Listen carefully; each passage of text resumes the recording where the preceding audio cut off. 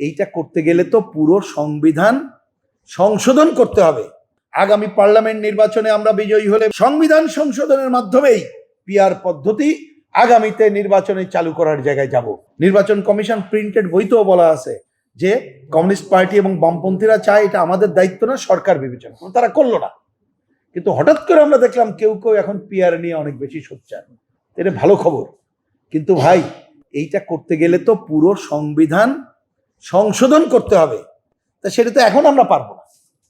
তাহলে এইটা করতে হবে আগামী নির্বাচিত পার্লামেন্ট।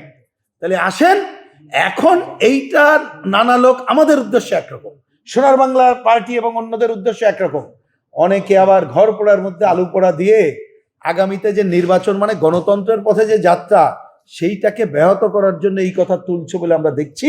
কারণ ঐক্যমত্য আলোচনার প্রথম দিন আনলো না, তারা এটা এজেন্ডাও করলো না, শেষে এই কথাকে বলছে এবং বলছে এখনই না করলে নাকি নির্বাচন করা যাবে না। এইটার সাথে আবার আমরা সাপোর্ট করি না। আমরা কমিউনিস্ট পার্টি বামপন্থীরা মনে করি আমাদের এই দাবি থাকবে, আমরা আমাদের নির্বাচন ইস্তেহারে আনবো।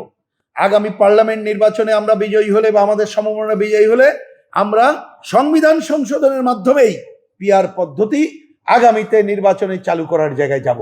কারণ তার আগে এটা চালু করতে গেলে আমাদের কিন্তু এমন একটা হজবরলা বাঁধবে, এই যে নির্বাচনী যাত্রা যদি দেরি হয়, আপনারাই তো বলেছেন এই সরকার কি করছে, আমাদের অনেক নেতানেত্রীরা কার প্রতি করছে।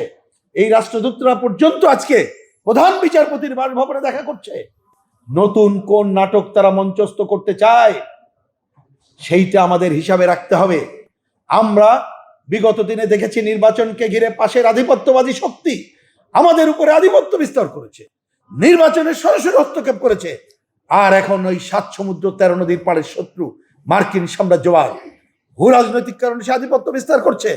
বাণিজ্য চুক্তির নামে আমাদের উপদেষ্টারা এমন চুক্তি করছে যা আমরা কেউ জানি না।